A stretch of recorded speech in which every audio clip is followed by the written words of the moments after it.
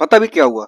अभी हम ऑटो में आ रहे थे तो वहां पर एक सॉन्ग बज रहा था कि है तमन्ना हमें तुम्हें दुल्हन बनाए। हमें पता है काफी अच्छा सॉन्ग है, उसके लिरिक्स काफी अच्छे हैं, है ना।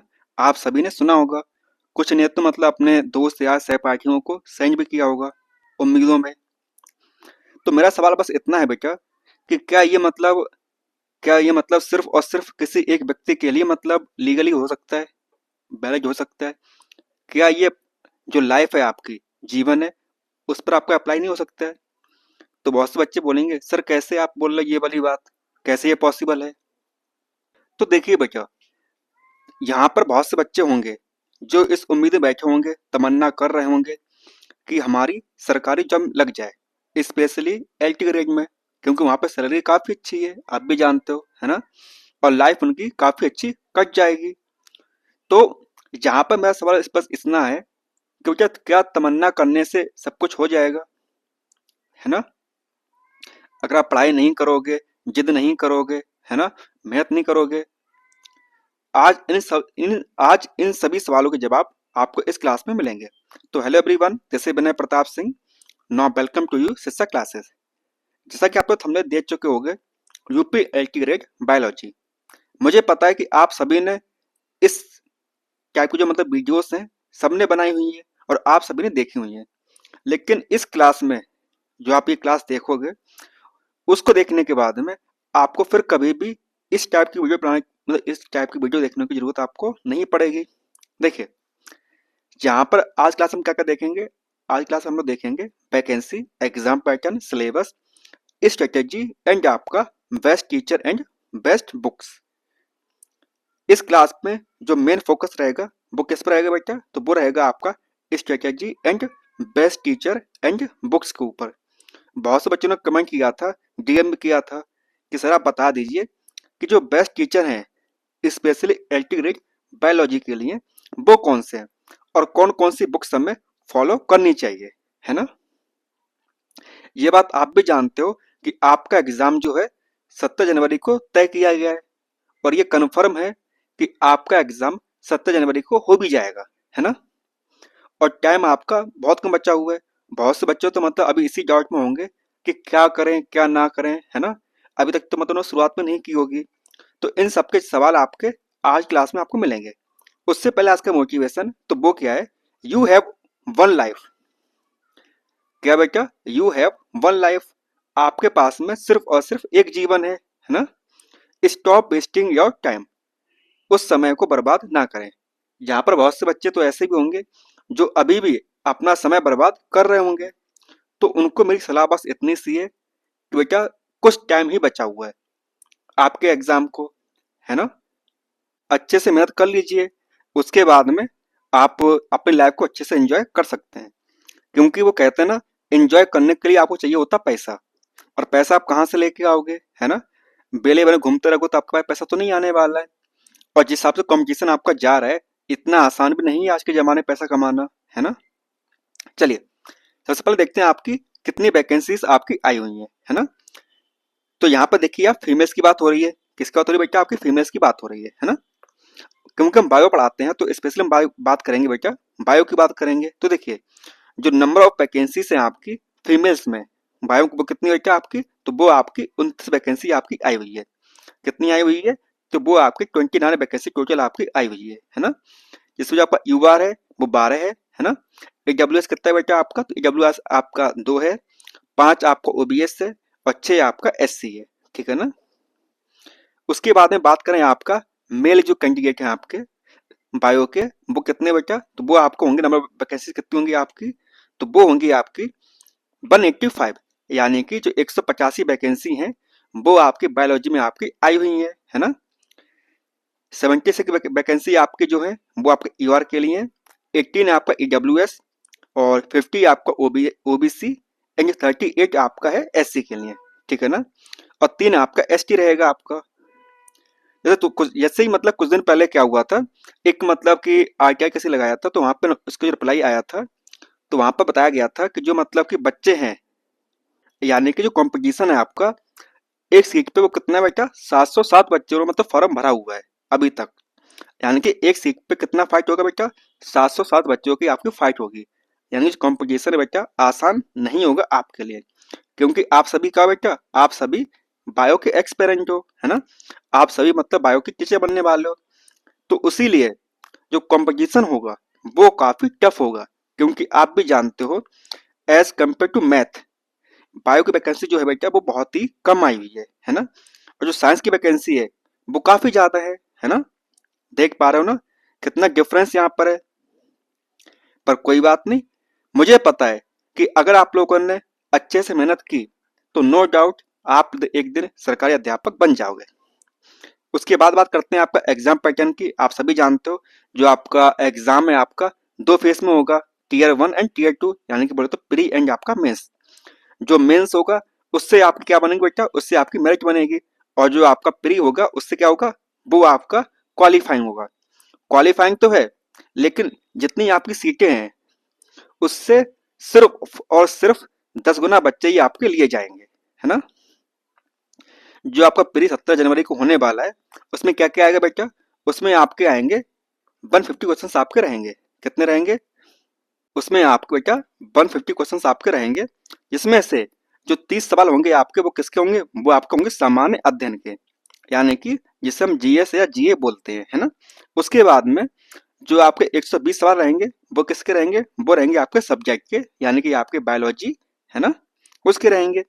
और जो प्रत्येक सवाल होगा उसके आपको 2 अंक दिए जाएंगे, यानी कि 2 मार्क्स पर क्वेश्चन आपका, ठीक है ना। और उसके लिए क्या मिलेगा आपको, उसके लिए मिलेगा आपको सिर्फ और सिर्फ 2 घंटे आपको मिलेंगे। यानी कि आपको करना पड़ेगा 120 मिनट में कितना बेटा, 120 में करना पड़ेगा आपको 150 सवाल आपको करने पड़ेंगे, है ना, ठीक है ना। उसके बाद हम बात करते हैं, उसके बाद बात करते हैं मेंस की। देखिए मेंस में क्या होगा, मेंस में आपके 20 सवाल आएंगे आपके, ठीक है ना। कितने आएंगे बेटा, आपके 20 सवाल आएंगे, ओके।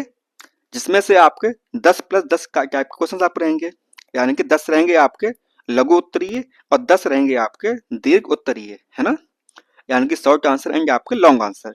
जो आपके लघु उत्तरीय रहेंगे उसकी जो मतलब समय जो शब्द सीमा होगी वो कितनी होगी बेटा, 125 होगी, है ना। और जो आपके दीर्घ उत्तरीय रहेंगे उसमें आपको क्या लिखना पड़ेगा, उसमें आपको 200 शब्दों का आपको लिखना पड़ेगा, है ना, जिसके लिए आपको 12 अंक दिए जाएंगे प्रत्येक सवाल के आपके, ठीक है ना। और इसमें आपको दिया जाएगा आपको कितना, 3 घंटा आपको दिया जाएगा, यानी कि आपको 180 मिनट आपको मिलेंगे। क्या मिलेंगे बेटा, आपको 180 मिनट मिलेंगे किसके लिए, मेंस के लिए। और 120 मिनट मिलेंगे आपको किसके लिए, प्री के लिए, ठीक है ना। ये तो बात होगी आपके एग्जाम पैटर्न की। अब देखते हैं सिलेबस के बारे में। जब आप जानते हो कि जो आपकी बायोलॉजी है उसमें क्या आता है बेटा आपका, उसमें आपका जूलॉजी एंड आपका बॉटनी आता है ना। हर किसी अध्यापक ने अपना सिलेबस बता दिया होगा अच्छे तरीके से, है ना। और फटाफट हम भी इसको मतलब डिटेल में बता देते हैं आपको। देखिए जो जूलॉजी है आपका उसमें क्या क्या आएगा बेटा, उसमें आपका आएगा प्रिंसिपल्स ऑफ टेक्सोनॉमी। क्या आ रहा है बेटा, प्रिंसिपल्स ऑफ टेक्सोनॉमी आपका आ रहा है ना। क्या बेटा, principle of taxonomy, concept of species, सब स्पेसीज एंड बायोनोमियल नोमेनक्लेचर, ठीक है ना। यानी कि जो आपका क्लस लीनियस है उनका आपका आएगा, ठीक है ना।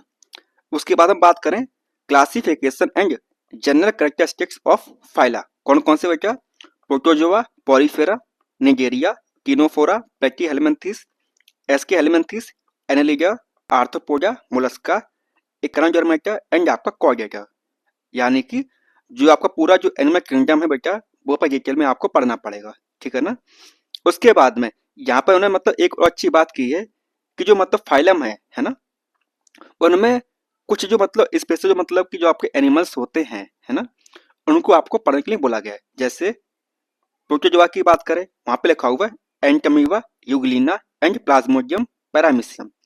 इन चारों को आपको स्पेशली पढ़ना पड़ेगा, ठीक है ना। और ये किस में आते हैं आपके, तो ये आपके आते हैं प्रोटोजोआ में, ठीक है ना। उसके बाद बात करें पॉलीफेरा की, तो इसमें आपको पढ़ना पड़ेगा क्या बेटा, लीको, सुलेनिया एंड आपका साइकोन, ठीक है ना। उसके बाद बात करें नाइजेरिया की, तो हाइड्रा, ऑरिलिया एंड ओबेलिया, ये आपको पढ़ने पड़ेंगे किसमें, नाइजेरिया में, ठीक है ना। टिनोफोरा की बात करें तो प्लूरो ब्रेंकिया आपको पढ़ना पड़ेगा। प्लेटीहेलमिन्थेस की बात करें तो फेसियोला एंड टेनिया ये आपको पढ़ने पड़ेंगे। इसमें बेटा प्लेटीहेलमिन्थेस में आपको पढ़ने पड़ेंगे। देन बात करें आपका एस्केलेमेंथीस की तो उसमें आपको पढ़ना पड़ेगा एस्कैरिस, ठीक है ना।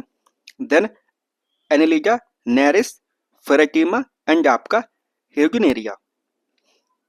उसके बाद बात करें आर्थ्रोपोडा की तो cockroach, Musca, mosquito and prawns ये आपके स्पेशल एनिमल्स हैं, इनको आपको डिटेल में पढ़ना पड़ेगा, ठीक है ना। देन बात करें मोलस्का की तो यूनियो पाइला ये आपको पढ़ना पड़ेगा। एकाइनोडर्मिटा की बात करें तो स्टारफिश, कोजिटा में आपका हेडमानिया, एम्फियोसस, स्कोलेडोन, राना, ईरो, मैचस्टिक्स, कोलंबा एंड आपका रैबिट ये आपके कुछ स्पेशल एनिमल्स हैं, इनको आपको काफी डिटेल में आपको पढ़ना पड़ेगा, ठीक है ना। उसके बाद बात करें brief knowledge of protozoa and diseases, है ना। किस प्रोटोजोआ से कौन सी बीमारियां होती हैं आपकी, है ना, क्या क्या सिम्टम्स होते हैं, इन सबको आपको पढ़ना पड़ेगा। उसके बाद अब बात करें तो वो है पॉलीमॉर्फिज्म इन निगेरियंस, ठीक है ना। हेलेमेंथिस एंड आपका diseases, harmful and beneficial insect, poisonous and non poisonous snacks, economic importance of mammals इन सबको भी आपको पढ़ना पड़ेगा, ठीक है ना। उसके बाद हम बात करें prokaryotic and eukaryotic cells, ultra structure of animal cell, function of cell organelles, types of chromosomes, structure of gene and genetic code, mitosis and meiosis. यानी कि बोले तो आपका जो आपकी साइटोलॉजी है, क्या बेटा, जो आपकी साइटोलॉजी है उसको आपको अच्छे से आपको पढ़ना पड़ेगा। देन बात करते हैं आपका Mendel's law of inheritance, linkage, crossing over, eugenics, organic evolution, evidence of organic evolution, theories of organic evolution, Lamarckism, new Lamarckism, Darwinism, new Darwinism, process of evolution, mutation, evolution through ages and आपका evolution of man. कुल मिला के जो आपका genetics है बेटा उसको आपको पढ़ना पड़ेगा यहाँ पर, ठीक है ना। देन बात करते हैं इकोलॉजी की तो इसमें आपको क्या पढ़ना पड़ेगा, इसमें आपको पढ़ना पड़ेगा ecology, components of ecosystem and major ecosystems, environmental pollution, ठीक है ना। देन आपकी बात आती है देन आपकी बात आती है एनिमल फिजियोलॉजी की। देखिए digestion, respiration, blood and circulation, excretion, nerve condition, muscular contraction, endocrine glands and their functions, ठीक है ना। इसके बाद हम बात करें तो वो है आपका बायोमोलिक्यूल्स, बोले तो characteristics and classification of carbohydrate, protein, lipids, enzymes and आपका हार्मोन्स, ठीक है ना। देन आपका गैमेटोजेनेसिस, ठीक है ना, types of eggs and cleavage, embryonic development of Amphioxus, frog and आपका चिक, ठीक है ना। देन बात करें तो प्लेसेंटा इन मैमल्स, ये तो रहा आपका गैमेटोजेनेसिस आपका, ठीक है ना। देन बात करते हैं biogeography, zoogeographical realms and their characteristic fauna, ठीक है ना। ये तो बात हो गई आपकी किसकी, ये बात होगी आपकी जूलॉजी की, ठीक है ना बेटा। अब हम बात करते हैं बॉटनी की, इसमें क्या क्या देखिए तो इसकी शुरुआत होती है बेटा वायरस से। क्या वायरस आपका डेफिनेशन ऑफ वायरस, नेचर कैसा होता है वायरस का, है ना। Transmission structure of tobacco mosaic virus आपका, है ना। देन बैक्टीरियोफेज, वायरॉइड एंड आपका प्रियॉन्स, ठीक है ना। इकोनॉमिक इंपॉर्टेंस ऑफ वायरसेस आपका, यानी कि जो आपका वायरस है इसको आपको पढ़ना पड़ेगा, ठीक है ना। देन बात करते हैं उसके बाद बात हो रही है आपकी बैक्टीरिया की, इसमें क्या क्या स्ट्रक्चर ऑफ बैक्टीरियल सेल्स, ठीक है ना, nutrition, reproduction and economic importance, ये हो गया आपका किसका, बैक्टीरिया का बेटा, है ना। देन बात करते हैं हम फंजाई की, देखिए general characters of fungi, structure, nutrition, reproduction, economic importance of fungi, classification of किसमें एलेक्सोफस एंड मिम्स का, ठीक है ना, characteristic feature of different classes, okay. और स्पेशली यहाँ पे बात की गई है structure and life cycle of Rhizopus, Pythium, Albugo, Aspergillus, Agaricus, Puccinia, Ustilago and आपका अल्टरनेरिया। यानी कि ये आपके ऐसे ऑर्गेनिज्म दिए गए हैं, इनकी जो लाइफ साइकिल है इसको आपको पढ़ के जाना पड़ेगा, ठीक है ना। देन बात करते हैं आपका एल्गी के ऊपर। देखिए, general characters, classification, characteristic feature of different classes, किसकी, एल्गी के, है ना। Algal pigment, economic important of algae, structure and life cycle of Chlamydomonas, Volvox, Oedogonium, Vaucheria, Chara, Ectocarpus and Batrachospermum, Polysiphonia, blue green algae, है ना, जैसे कि nostoc and आपका Anabaena. ये तो हो गया आपका एल्गी, ठीक है ना। देन बात करते हैं आपका लाइकन के ऊपर, है ना। Nature, types, structure and reproduction, economic importance of lichen, ठीक है ना। देन आपकी बात आती है ब्रायोफाइटा की, कि जनरल कैरेक्टर्स, ठीक है ना, classification, characteristic feature of different classes, reproduction, economic importance of Bryophyta, structure and life cycle of Riccia, Marchantia, Anthoceros and आपका फिनेरिया।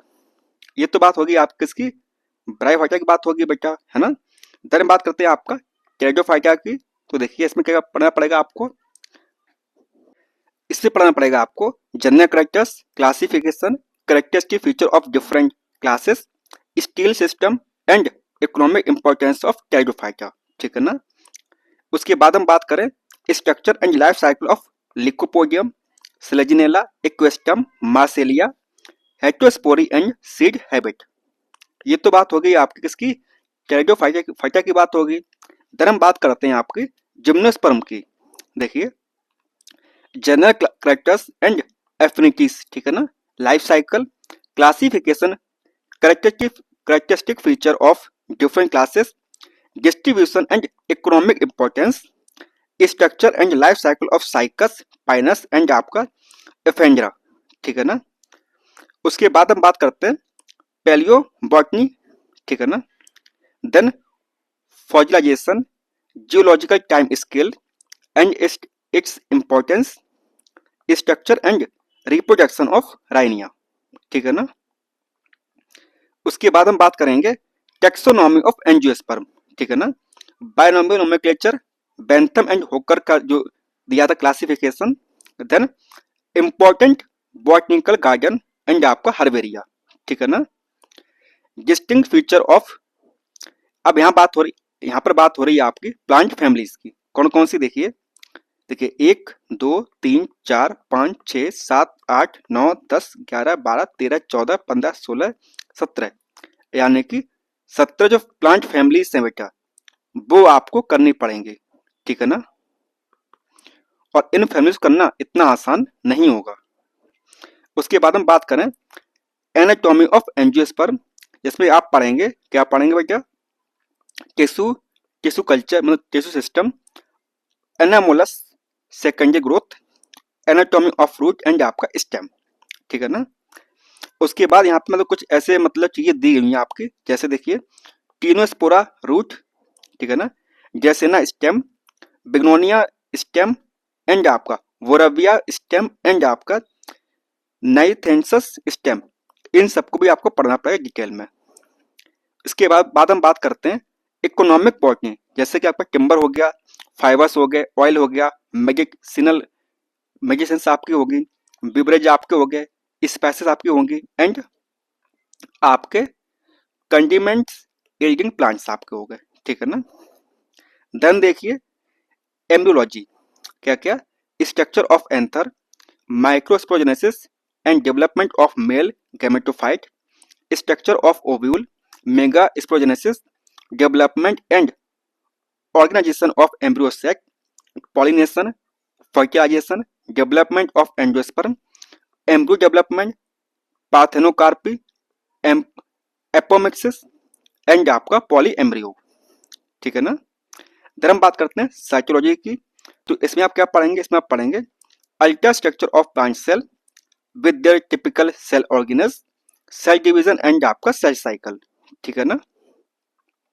अब देखिए जेनेटिक्स, इसमें आप क्या पढ़ेंगे, इसमें आप पढ़ेंगे क्रोमोसोम स्ट्रक्चर, क्रोमोसोम एब्रीवेशन, ठीक है ना, law of inheritance, gene interaction, linkage, crossing over, mutation and आपका पॉलीप्लॉइडी, ठीक है ना बेटा।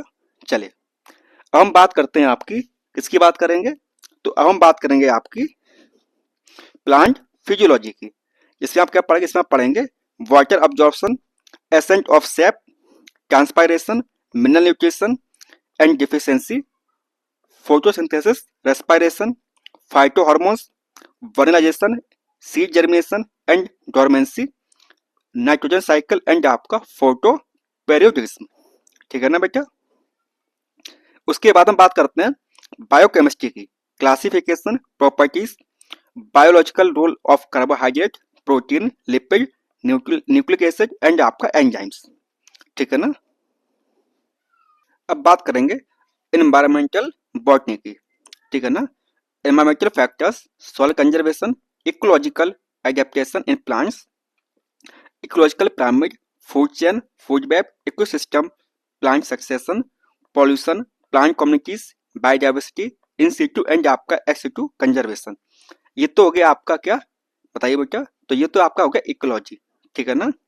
अब देखिए प्लांट पैथोलॉजी, इसमें आप क्या पढ़ेंगे, इसमें आप पढ़ेंगे general symptoms of bacterial, fungal, viral diseases आपकी, ठीक है ना, different method of plant disease symptoms, disease cycle and control measure of late blight of potato, early blight of potato, white rust of crucifers, black rust of wheat, loose smut of wheat, citrus cancer, little leaf of brinjal, yellow vein mosaic of भिंडी, ठीक है ना।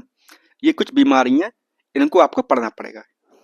Then हम बात करते हैं biotech की, है ना, importance in human welfare, bacteria क्या होते हैं आपके, है ना, रिकॉम्बिनेंट डीएनए की टेक्नोलॉजी। इसके हम बात करते हैं ट्रांसजेनिक प्लांट, टिश्यू कल्चर आपका, बायोपेस्टिसाइड्स एंड आपका बायो फर्टिलाइजर, ठीक है ना। ये तो आपका हो गया बायोटेक।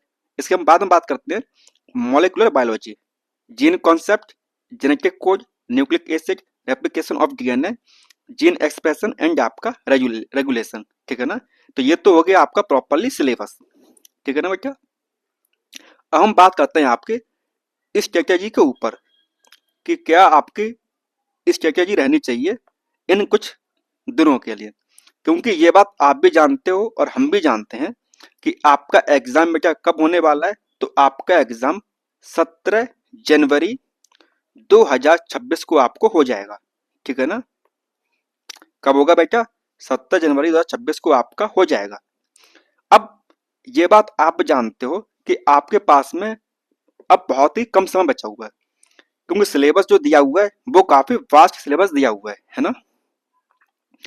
अब बहुत से बच्चे तो मतलब ये बोलेंगे कि सर अब क्या करें, मतलब कुछ समझ में नहीं आ रहा है ना। तो मेरी बस एक ही बात मानो कि मतलब बहुत से टीचर्स हमारे पास ऐसे हैं जिनके नोट्स आप ले लीजिए, या उनसे जो मतलब कि क्रैश कोर्स आप जो चला रहे हैं उनसे आप पढ़ लीजिए, ठीक है ना। यही मेरी आपको स्ट्रेटेजी रहेगी। जैसे आप देख पा रहे होंगे who is best, Aamir Siddiqui sir आपके, है ना, सिन्हा सर आपके हो गए, इनको तो आप जानते होगे आप, है ना, एंड आपकी अंजू मैम। इन चारों में से जो आपको अच्छा लगे, है ना, नो डाउट चारों लोग आपके काफी अच्छा पढ़ाते हैं, है ना।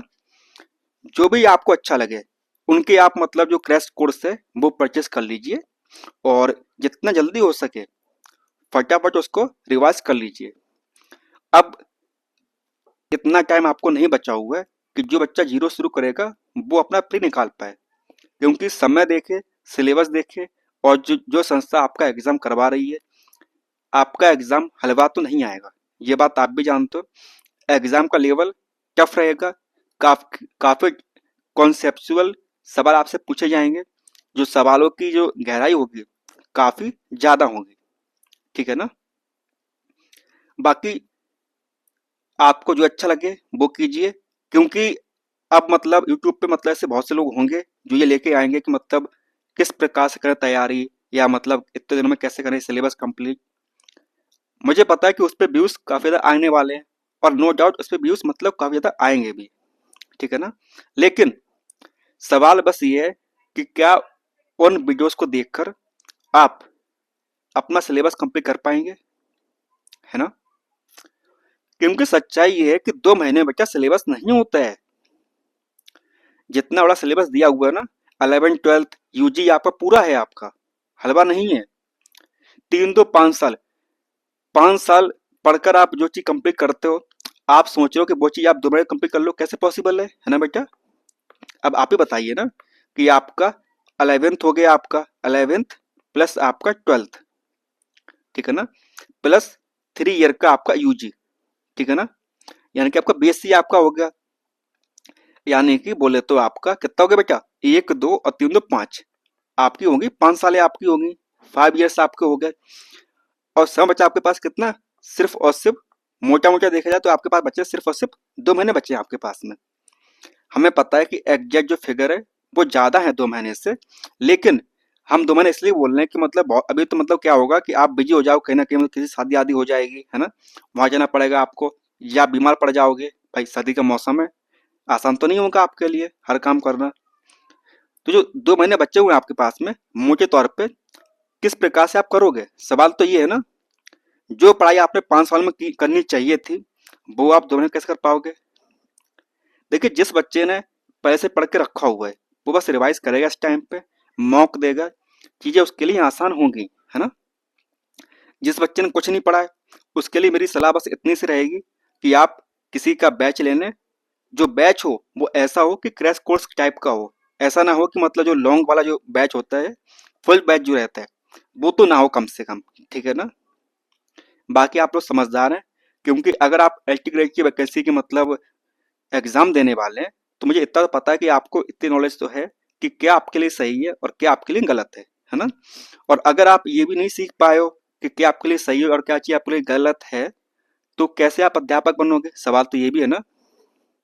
तो यहाँ पर मतलब मेरी आपसे रिक्वेस्ट बोले या मतलब सलाह बोले, वो बस ये है कि जितना जल्दी हो सके, है ना, शुरुआत आप करेंगे 11th 12th की बुक्स के साथ में, जबकि एनसीईआरटी है ना, उसका आप निपटाइए फटाफट, देन आप जाएंगे यूजी के ऊपर, है ना। तो चलिए फिर आज क्लास को हम यहाँ पे समाप्त करते हैं, है ना। और ये तो आपने कर ही दिया होगा, और ना किया हो तो कर दीजिएगा, है ना। चलिए फिर मिलते हैं आपसे नेक्स्ट क्लास में, तब तक के लिए धन्यवाद।